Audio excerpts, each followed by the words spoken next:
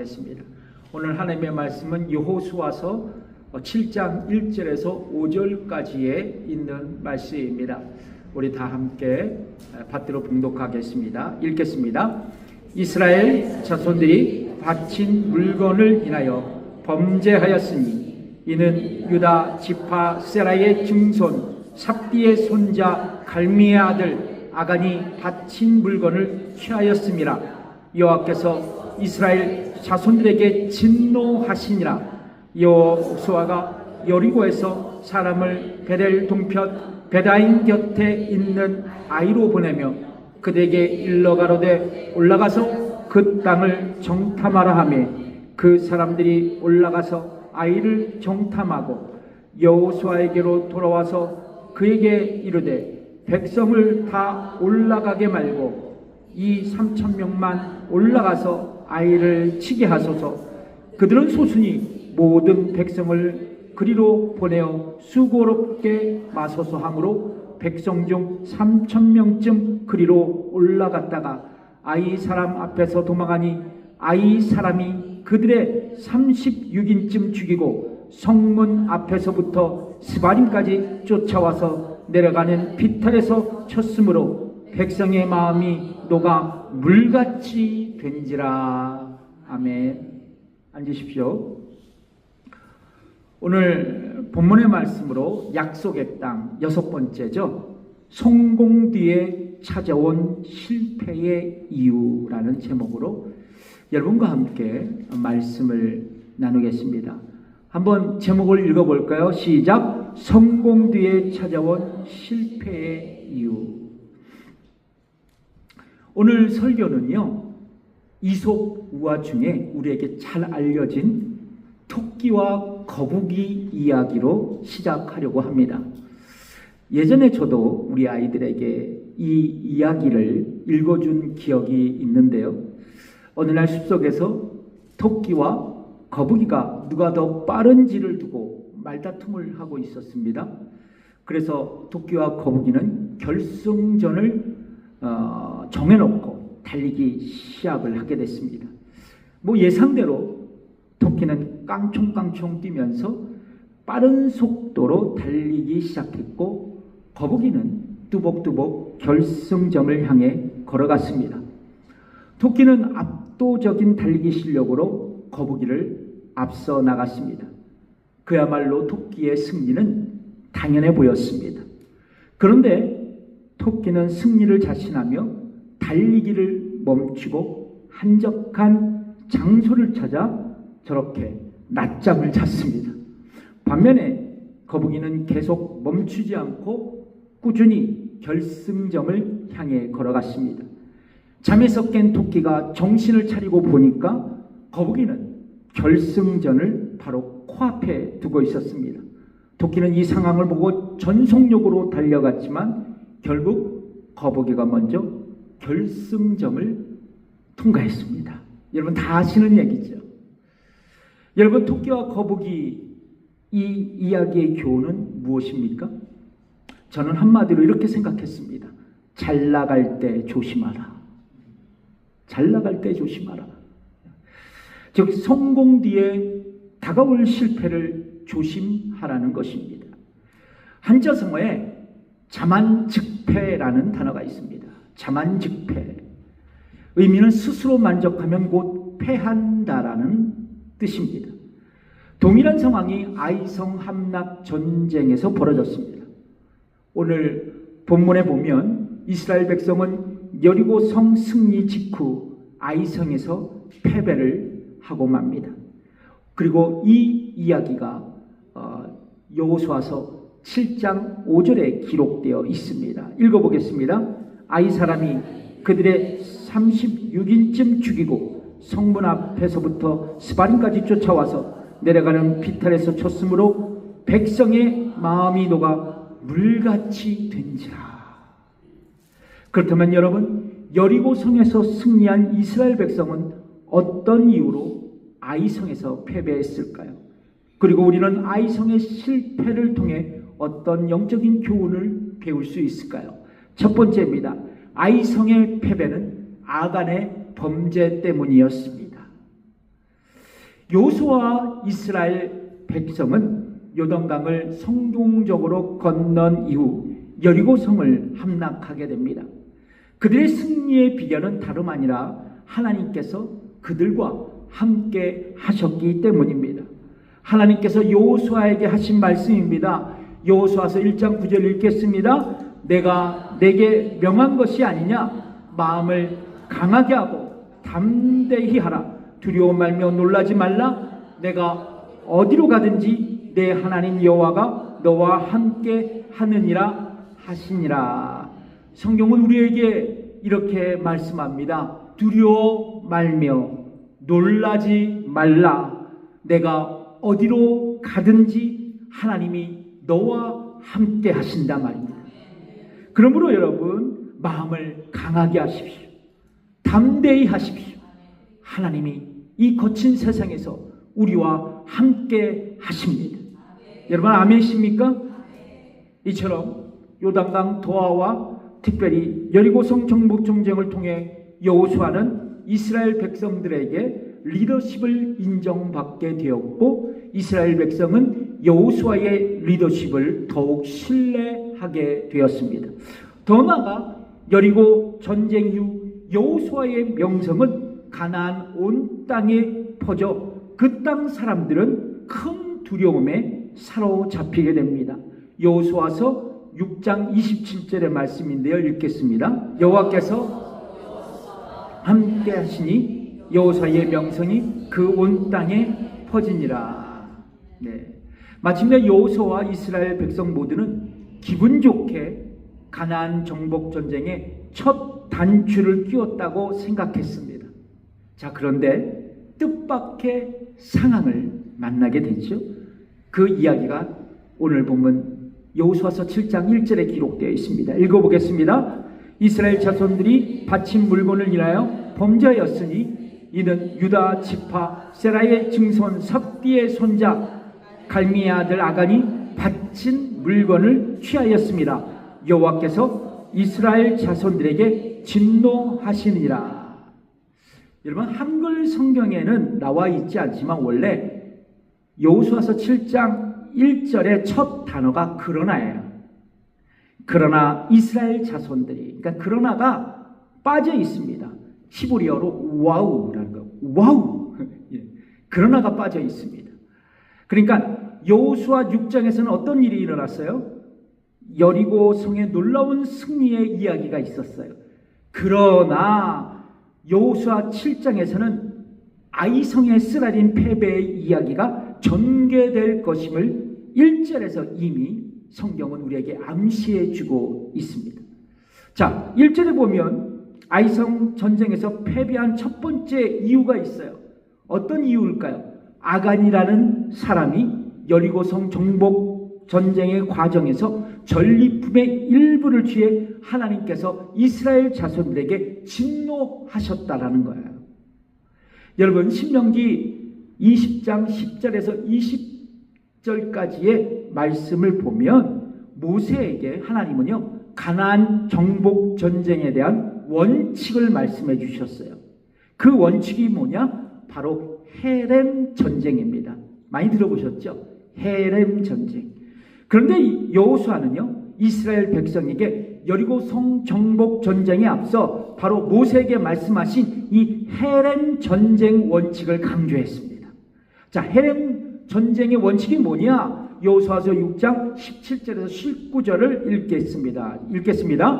이 성과 그 가운데 모든 물건은 여호와께 바치되 기생 라합과 무릇 그 집에 동거하는 자는 살리라. 이는 그가 우리의 보낸 사자를 숨겼음이니라. 너희는 바칠 물건을 스스로 삼가라. 너희가 그것을 바친 후에 그 바친 어느 것이든지 취하면 이스라엘 진으로 받침이 되어 화를 당케 할까 두려워하노라. 은금과 동철 기구들은 다 여호와께 구별될 것이니 그것을 여호와의 곳간에 드릴지니라. 자, 헤렘 전쟁, 여리고성 헤렘 전쟁에는 두 가지의 요소가 있습니다. 제가 정리해 드리는 거예요. 하나는 진멸 전쟁입니다. 좀 쉽게 말하면 전멸시킨다는 거예요. 즉 랍 가족 외에는요 여리고성에 사는 모든 사람들을 죽인다는 것입니다. 짐승들까지 다 전멸시킨다는 거예요. 또 하나는 모든 전리품은 하나님께서 허용하실 때 외에는 불로 소각해서 무조건 하나님께서로 바쳐야 했습니다. 근데 태울 수 없는 게 있잖아요. 뭘까요? 금속이요. 금, 은, 동, 철 그런 기구들은 여호와 하나님께 드려져서 성막에서 사용되게 하셨습니다.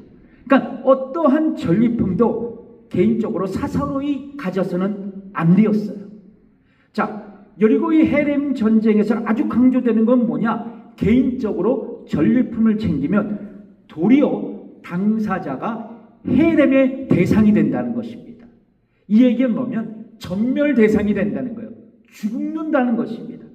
그래서 여호수아는 이스라엘 백성에게 경고하죠.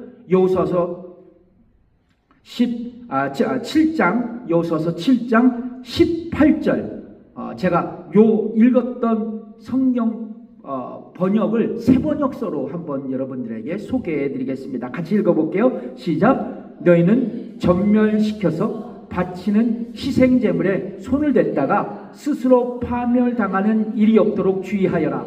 너희가 전멸시켜서 바치는 그 제물을 가지면 이스라엘지는 너희 때문에 전멸할 것이다. 참 무섭지. 그런데 여러분 이 경고를 누가 무시했어요? 아간이 무시하고 여리고성에서 얻은 전리품을 자기의 집에 숨겨두었어요. 그리고 아간은 자신의 범죄가 밝혀지자 자신의 절도죄를 자백하게 됩니다. 여호수아서 7장 21절의 말씀이죠. 읽어보겠습니다. 내가 노력한 물건 중에 시날산의 아름다운 외투 한 벌과 은 200세겔과 50세겔 중에 금덩이 하나를 보고 탐내어 취하였나이다. 보소서 이제 그 물건들을 내 장막 가운데 땅속에 감추었는데 은은 그 밑에 있나이다. 여러분 아간은요 명품 외투 있죠. 아마도 요거는 이제 여리고성에서 이제 전리품을 수거할 때 여리고 왕이 입었던 명품 외투 같아요. 그 외투 그리고 몇 푼 안 되는 돈을 갖고요 자신의 목숨을 걸었어요. 그리고 가족의 운명도 걸었습니다. 참으로 미련한 사람이었죠. 흥미로운 점은 오늘 본문 1절에 보면 전리품을 훔친 아간의 죄를 단순히 개인적인 죄가 아니라 이스라엘 백성 공동체의 전체의 죄로 동일시하고 있다는 겁니다. 1절에 그 말씀이 있잖아요. 그 이유는 무엇일까요?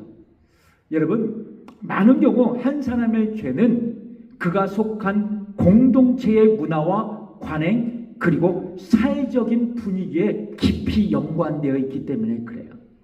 여러분 생각해 보세요. 이스라엘 백성이 여리고성을 함락할 때 눈에 보이는 게 뭐였어요? 여리고의 전리품들이었습니다. 여러분 과연 아간 한 사람만 그 유혹에 넘어갔을까요? 성경은 이에 침묵하고 있지만 합리적인 추론으로 볼 때 이스라엘 백성 가운데 비슷한 일들이 있지 않았을까 짐작할 수 있습니다. 그러므로 전리품을 취득하는 것은 그 당시 이스라엘 백성의 관행이었을지도 몰라요. 그렇기 때문에 아간의 심판은 어찌 보면 이스라엘 백성에게 일종의 강력한 시범 케이스가 될 수도 있었던 것입니다. 반대로 만약 이스라엘 백성들 가운데 단 한 사람이라도 전리품에 손을 대지 않았더라도 아간의 한 사람의 일탈은 한 개인의 잘못으로 끝나지 않는다는 거예요. 마치 여러분 깨끗한 물컵이 있어요. 자, 근데 그 물컵에 검정 잉크를 한 방울을 떨어지면 어떻게 돼요? 마실 수 없는 오염된 물이 되는 거예요. 이처럼 아간의 범죄를 모방하는 사람들이 생겨날 수 있었다는 거예요. 즉 한 개인의 죄가 공동체에 악영향을 줄 수 있다는 것입니다. 여러분 이것이 죄의 역동성과 죄의 오염성이에요. 이 지점에서 우리는 아주 중요한 신앙적 교훈을 발견할 수 있습니다. 여러분, 아간은 그의 죄로 엄청난 심판을 받았어요. 아간 자신뿐만 아니라 그의 식구들이 돌로 맞아 죽고 불로 태워졌어요. 그의 재산은 몰수가 되어서 또한 불로 소각되었습니다. 여호수아서 7장 25절의 말씀이죠. 읽겠습니다. 여호수아가 가로되 내가 어찌하여 우리를 괴롭게 하였느냐. 여호와께서 오늘날 너를 괴롭게 하시리라 하니 온 이스라엘이 그를 돌로 치고 그것들로 돌로 치고 불사르고. 예. 그러므로 여러분 잘 보세요. 나의 죄가 나 하나로 끝나지 않아요. 나 하나로 끝나지 않습니다. 나의 죄는 나의 가정, 내게 속한 교회와 사회에 악영향을 줄 수 있음을 기억하십시오. 예를 들면 여러분, 내가 교회 안에서 그리고 교회 밖에서 나의 잘못된 행동과 나의 부적절한 언어 생활로 나의 가족과 나의 교회 성도들과 이웃들에게 상처를 입힌다면 그것으로 끝나는 것이 아니에요. 그냥 끝나는 게 아닙니다. 나의 죄가 악영향력으로 부메랑이 되어서 나의 가정, 교회, 이웃에게 다시 날아오게 되는 거예요. 그리고 나의 가정이 무너지게 합니다. 나의 교회를 고통하게 합니다. 나의 이웃은 교회를 불신하게 만들어요.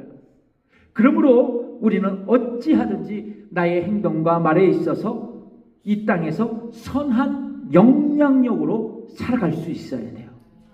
예수님은 그래서 우리에게 이렇게 말씀합니다. 마태복음 5장 16절 말씀이죠. 이같이 너희 빛을 사람 앞에 비추게 하여 저희로 너희 착한 행실을 보고 하늘에 계신 너희 아버지께 영광을 돌리게 하라. 아멘이십니까? 우리는 예수님을 나의 구원자와 인생의 주님으로 영접하고 거듭난 그리스도인이 되었습니다. 그렇다면 여러분, 우리가 그리스도인이 되었다는 것은 어떤 영적인 의미가 내포되고 있을까? 예수님께서 말씀하신 것처럼 어두운 세상에 빛을 발하는 것입니다. 빛이 되는 게 아니에요. 빛은 오직 예수님이에요. 예수님의 빛을 받고 그 빛을 발하는 것입니다. 그리스도인으로서 죄로 어두운 세상에서 빛을 발하며 착한 생각, 착한 행실로 살아가서 하나님 나라를 드러내며 동시에 복음을 전하며 불신자들을 하나님과 화목케 하는 직분을 감당할 수 있어야 된다는 것입니다.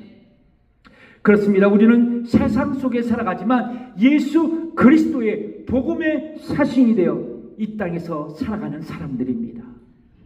여러분, 그래서 우리는 예수님의 앰베서더예요. 예수님의 대사인 것입니다. 고린도후서 5장 20절이 그 말씀을 하고 있습니다. 읽어보겠습니다. 이러므로 우리가 그리스도를 대신하여 사신이 되어 하나님이 우리로 너희를 권면하신 것 같이 그리스도를 대신하여 간구하노니 너희는 하나님과 화목하라. 아멘. 우리 옆분과 축복하겠습니다. 당신은 그리스도의 대사이십니다. 아멘. 그런데 여러분, 만약 나에게 아간처럼 은밀한 죄가 있고 은밀하게 짓는 죄가 있다고 한번 가정해 봐요. 여러분, 내게 은밀하게 그리고 아무도 보지 않게 죄를 짓더라도 누가 보세요? 하나님은 우리의 모든 죄를 다 알고 계세요. 여러분, 아간이 그랬어요. 아간이 범죄한 이후 여호수아는 각 지파를 소집해서 범일 색출을 하죠. 그래서 제비를 뽑아요. 먼저 12지파 중에 누가 걸려요? 유다 지파가. 자, 그 다음 유다 지파 중에 세라 문중이 뽑혔어요. 그 다음 세라 문중에서 누가 뽑혔어요? 삽디일가가 선출됐습니다. 그리고 마지막 삽디일가 중에 아간이 지목됐어요. 그렇습니다. 하나님은 제비 뽑기를 통해 아간이 범인인 것을 드러내셨습니다. 여러분, 그러므로 우리가 무엇을 하든지 어떤 생각을 하든지 하나님은 다 보고 알고 계십니다. 중요한 것은 이거예요. 여러분, 내가 죄로 고통하면 교회도 함께 고통한다는 사실이에요. 왜냐하면 교회는 그리스도의 몸이고 나는 그리스도의 몸된 지체이기 때문에 그래요. 그래서 온 몸이 예수 그리스도이고 내가 지체면 손가락이 하나 아프면 손가락만 아플까요? 내 온 몸이 아픈 거예요. 그러면 여러분, 내가 이 땅에서 선한 영향력으로 살아가면 교회는 세상에서 선한 영향력으로 감동을 줄 거예요. 그러나 내가 죄에 사로잡혀서 고통하고 죄에 묶여 있으면 교회는 세상에서 빛의 사명을 감당할 수 없는 거예요. 그래서 여러분, 우리는 어찌하든 간 죄 짓지 말아야 돼요. 은밀하게 행하는 죄도 짓지 말아야 돼요. 왜냐하면 하나님께서 핏값으로 사신 교회를 우리가 세워나가야 하기 때문에 그래요. 아멘이십니까? 예. 여리고성에서 승리한 이스라엘 백성은 어떤 이유로 아이성에서 패배했을까요? 우리는 아이성의 실패를 통해 어떤 교훈을 배울 수 있을까요? 첫 번째, 아이성의 패배는 아간의 범죄 때문이었습니다. 두 번째, 아이성의 패배는 여호수아와 이스라엘 백성의 교만 때문이었습니다. 성경에 보면 믿음의 사람들의 믿음뿐만 아니라 실패도 말씀하고 있어요. 그래서 성경은 사실적인 책이에요. 예를 들면 다윗은 하나님 마음에 합한 사람이었어요. 그러나 여러분 잘 아시지만 우리아의 아내 밧세바를 범한 부끄러운 죄를 범한 사람이었습니다. 베드로는 예수님의 충성스러운 제자였습니다. 그러나 주님을 부인한 배신자였어요. 여호수아도 마찬가지였습니다. 그는 믿음으로 범람하는 요단강을 건넜어요. 그리고 믿음으로 여리고 성을 함락했습니다. 그는 믿음의 영웅이었어요. 그러나 이어지는 아이성에서 참담한 패배를 경험합니다. 여호수아서 7장 2절에서 3절의 말씀을 보면 여호수아와 이스라엘 백성이 아이성 전쟁에서 실패한 두 번째 이야기가 등장합니다.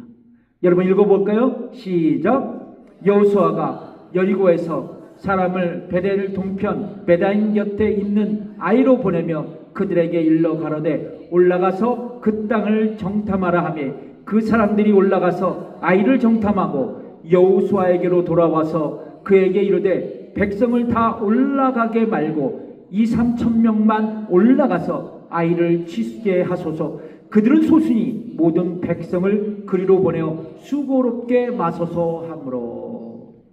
여러분, 여호수아는요 여리고 성과 마찬가지로 아이성의 밀정을 파견합니다. 여러분, 아이성을 정탐하고 돌아온 그들의 보고는 대단히 낙관적이었어요. 즉 아이성에 사는 사람들은 적기 때문에 쉽게 함락할 수 있다는 평가였습니다. 그래서 그들은 대충 2,000명 내지 3,000명 정도만 보내면 승리할 수 있다고 호언장담을 했어요.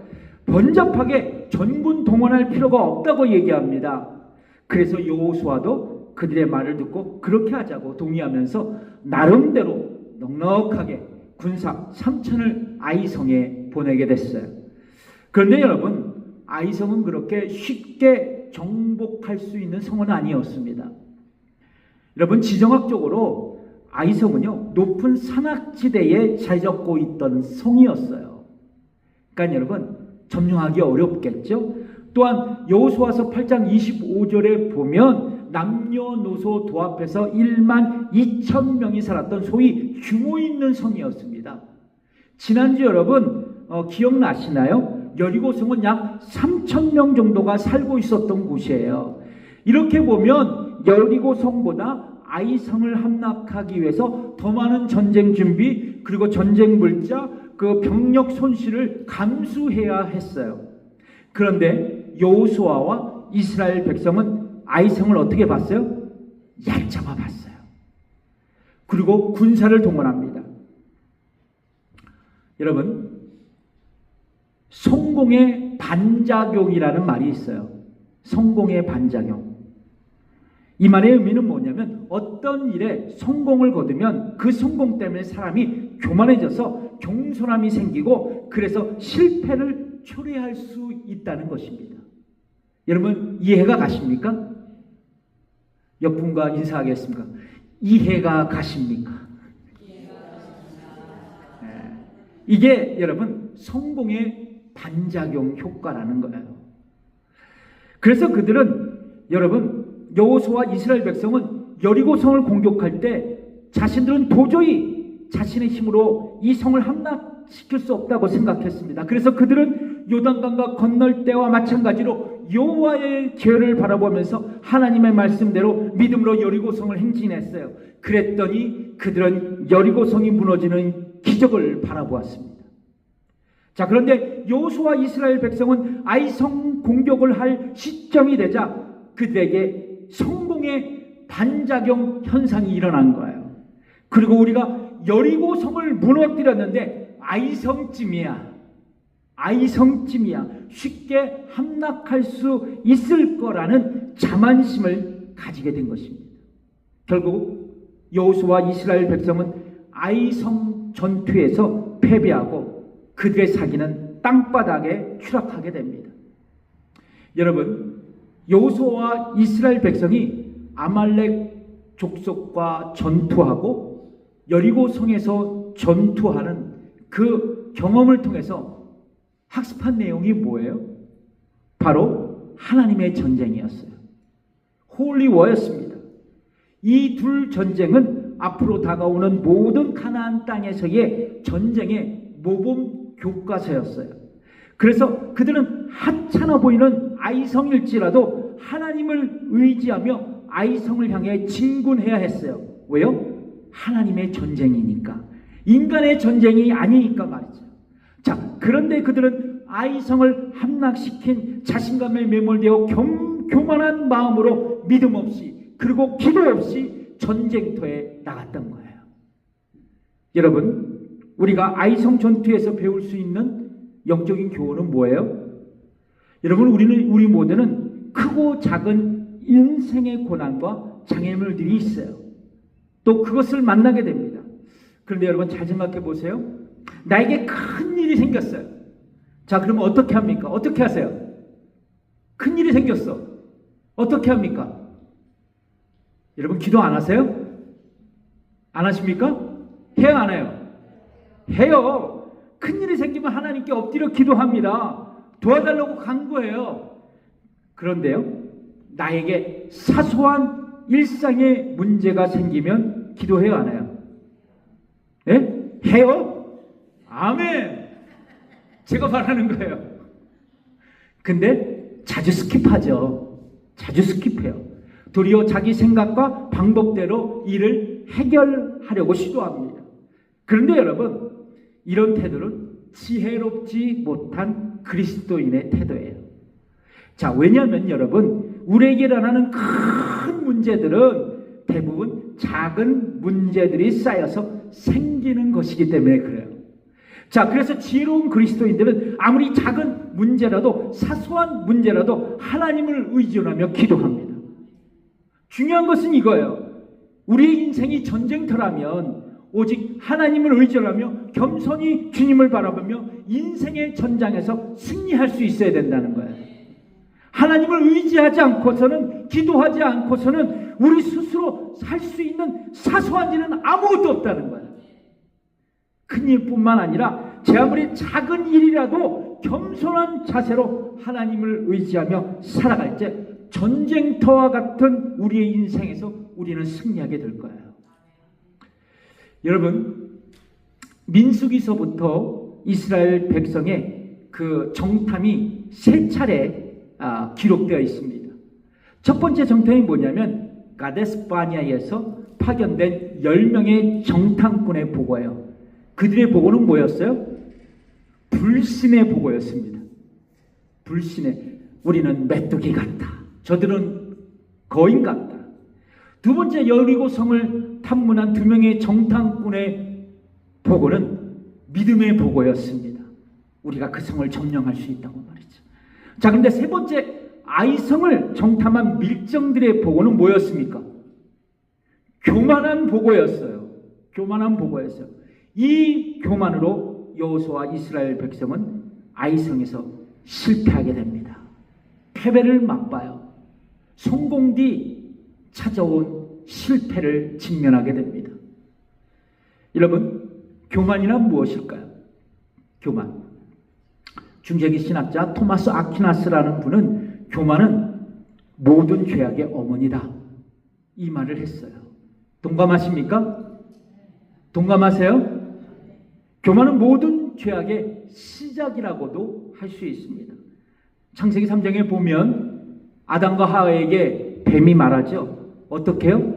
에덴 동산 중앙에 있는 선악을 알게 하는 나무의 열매를 먹으면 너희도 하나님처럼 될 수 있다고 유혹했습니다. 마침내 하나님께서 먹지 말라는 선악과를 먹고 인간은 죄인이고 타락하게 됩니다. 여러분, 아담과 하와의 타락은 단순히 하나님의 명령에 불순종해서 생긴 결과물이 아니에요. 피조물인 인간이 하나님 없이 살아갈 수 있고 하나님을 떠나서 스스로 존재할 수 있다고 생각한 그 교만 때문에 인간이 타락하고 하나님과의 관계에 왜곡이 온 거예요. 그러므로 인간의 타락은 하나님과의 관계에서 겸손을 잃어버리고 나도 하나님 없이 살아갈 수 있고 스스로 자존할 수 있다고 생각한 인간의 교만의 문제였습니다. 그러므로 여러분, 하나님은 교만을 싫어하세요. 교만을 미워하십니다. 왜냐하면 교만은 당신과 최고의 자리를 두고 우위를 다퉜기 때문에 그래요. 그래서 교만은 죄예요. 그냥 죄입니다. 죄의 성향이 아니라 죄예요. 다른 죄는 하나님을 멀어지게 하죠. 내 교만은요, 인간을 하나님보다 더 높이려고 하기에 특히 가증스러운 죄예요. 하나님 보시기에 말이죠. 그래서 교만은 영원한 죽음을 초래할 수밖에 없어요. 중요한 것은 이런 교만이 아담과 하와의 후손들에게 전가되어 다양한 죄악을 생산하게 되었고 바벨탑에서도 그리고 훗날 아이성에서도 이 교만이 증폭하게 되었던 것입니다. 이건 예전의 이야기예요. 문제는 이거예요. 이런 교만의 쓴뿌리가 현재 우리에게도 아직도 작동하고 있다는 것입니다. 우리는 그래서 하나님 앞에서 또는 사람 앞에서 참으로 겸손이 어려운 교만한 존재로 살아가고 있다는 것입니다. 여러분 동의하십니까? 그래서 옆분과 이렇게 축복합시다. 참으로 겸손해지기 어렵습니다. 참으로 겸손해지기 어려워. 여러분 동의하십니까? 겸손해지기 어려워. 입이 근질근질거려요. 네. 그렇다면 우리는 어떻게 교만을 극복해야 할까요? 그것은 바로 겸손한 사람이 되는 거예요. 우리의 삶에 겸손을 조금씩 실천하면 교만은 죽기 시작합니다. 동의하십니까? 예. 그래서 어떻게 겸손한 사람이 될 수 있을까? 이게 문제잖아요. 영국의 사상가이자 문학가인 C.S. 루이스는요, 그의 책 순전한 기독교에서 이렇게 말했습니다. 제가 읽어드릴게요. 겸손해지고 싶어하는 분들이 있다면 제가 그 첫 걸음을 알려드리겠습니다. 그 첫 걸음이란 바로 자신이 교만하다는 사실을 깨닫는 것입니다. 적어도 이 한 걸음을 내딛기 전에는 아무 진전도 없을 것입니다. 그렇습니다. C.S. 루이스의 진단대로 내가 교만한 존재라는 것을 먼저 고백한다면 나에게 겸손의 길이 찾아올 수 있다는 것입니다. 이것도 못하면 내가 겸손해질 수 없어요. 여러분 그래서 한번 실습해 봅시다. 옆분을 지극히 바라보시면서 나는 교만한 사람입니다. 나는 교만한 사람입니다. 예, 나는 교만한 사람이에요. 내가 교만한 사람이라고 고백한 다음 교만한 나의 자아를 물리치기 위해 결정적인 한 방이 있어야 돼요. 결정적인 한 방. 어떻게 해요? 회심해야 돼요. 회심해야 돼요. 여러분 방금 전도 말씀드렸죠? 교만 그 자체가 뭐예요? 죄예요. 여러분 죄는 영원한 사망을 낳습니다. 그런데 죄로 죽을 수밖에 없는 내가 성령으로 말씀으로 거듭나서 내가 죄인인 것을 고백하고 다가올 하나님의 진노를 피하기에 예수님을 나의 구원자로 믿고 속죄의 십자가를 붙들어야 한다는 거예요. 회심하고 구원받고 하나님의 자녀가 되어야 된다는 것입니다. 바로 이때가 교만이 결정적으로 무너지는 순간이에요. 자, 또 하나는 회심이요. 내가 하나님의 자녀로서 나는 교만에 대항하며 점진적으로 성화의 삶을 살아가야 합니다. 예수님을 닮아가는 삶을 살아가야 돼요. 언제까지? 언제까지요? 성화는 언제까지? 영화 때까지, 천국에 갈 때까지 계속 예수님 닮은 삶을 살아야 돼요. 여러분, 예수님 뭐라고 말씀합니까? 나는 온유하고 겸손하다고 말입니다. 예수님은 겸손한 분이에요. 그래서 성화의 삶이란 뭡니까? 한마디로 예수님의 겸손을 배우며 살아가는 겁니다. 예수님을 닮아가는 거예요. 겸손해지기를 원합니다. 겸손이 차지하면 뭐요? 교만은 물러가게 돼 있어요. 여러분, 사도 바울은 빌립보서 2장 3절에서 우리에게 겸손한 삶을 살라고 권면하면서 다음 이어서 빌립보서 2장 5절에 이렇게 말씀하고 있지 않습니까? 여러분, 세번역 성경으로 한번 읽어봅시다. 시작. 여러분 안에 이 마음을 품으십시오. 그것은 곧 그리스도 예수의 마음이기도 합니다. 그러면서 빌립보서 2장 6절에서 8절로 예수님은 우리에게 그분이 어떤 분이신 것을 다시 우리에게 말씀하고 있죠. 읽어보겠습니다. 그는 근본 하나님의 본체시나 하나님과 동등됨을 취할 것으로 여기지 아니하시고 오히려 자기를 비워 종의 형체를 가져 사람들과 같이 되었고 사람의 모양으로 나타나셨으며 자기를 낮추시고 죽기까지 복종하셨으니 곧 십자가에 죽으심이라. 그렇습니다. 예수님은 하나님과 동등한 지위를 가지셨지만 스스로를 높이지 않으셨고 그 지위의 이익을 고집하지 않으셨습니다. 때가 되자 그분은 하나님과 동등한 특권을 버리고 종의 지위를 취하셔서 사람이 되셨습니다. 그것은 믿을 수 없을 만큼 자신을 낮추는 과정이셨습니다. 그분은 특권을 주장하지도 않으셨습니다. 오히려 사심없이 순종하셨고 사심없이 순종하며 십자가에 죽으셨습니다. 그것도 참혹하게 십자가에서 죽으셨습니다. 이것이 겸손하신 예수님의 모습이에요. 그리고 우리가 배워야 할 겸손입니다. 사랑하는 성도 여러분, 우리 모두 예수님의 겸손을 배웁시다. 기도하겠습니다.